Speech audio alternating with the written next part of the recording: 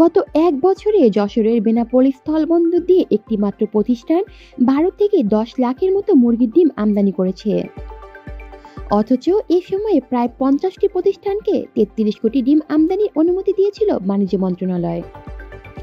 দেশের চাহিদার তুলনায় সরবরাহের ঘাটতি থাকায় প্রায়ই ডিমের দাম সাধারণ মানুষের নাগালের বাইরে চলে যায়। গত মাসে ডিমের দাম ডজন প্রতি 180 থেকে 190 টাকায় উঠেছিল। ভারতে ডিমের দাম বাংলাদেশের তুলনায় কম হওয়ায় ভালো মুনাফার সম্ভাবনা রয়েছে, কিন্তু বিপুল পরিমাণ ডিম আমদানির অনুমতি দেওয়ার পরেও ব্যবসায়ীরা কেন আমদানি করছে না, এ নিয়ে প্রশ্ন দেখা দিয়েছে। আমদানিকারকদের সঙ্গে কথা বললে তারা জানান, ডিম আমদানিতে আমদানিকারক ও রপ্তানিকারক উভয় পক্ষকেই কিছু কঠিন শর্ত পূরণ করতে হয়। এসব শর্ত পূরণ করে ভারতের রপ্তানিকারকরা বাংলাদেশে ডিম পাঠানোকে ঝামেলা মনে করছেন। এ কারণে তারাও রপ্তানিতে আগ্রহ দেখাচ্ছে না। অন্যদিকে বাণিজ্য মন্ত্রণালয়ের কর্মকর্তারা বলছেন, বিষয়টি সম্পর্কে তারা এখনো জানেন না। শর্ত পূরণ করে বাংলাদেশে ডিম পাঠানোকে ঝামেলা মনে করেন ভারতের রপ্তানিকারকেরা।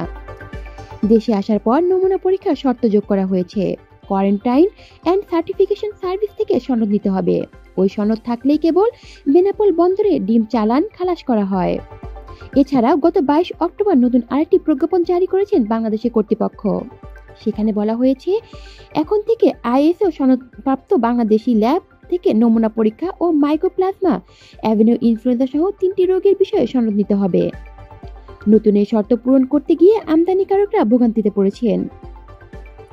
বাণিজ্য মন্ত্রণালয় সূত্র থেকে জানা গেছে, 2023 সালের অক্টোবর ও নভেম্বর মাসে 35টি প্রতিষ্ঠানের অনুকূলে 25 কোটি মুরগির ডিম আমদানির অনুমোদন দেয় বাণিজ্য মন্ত্রণালয়।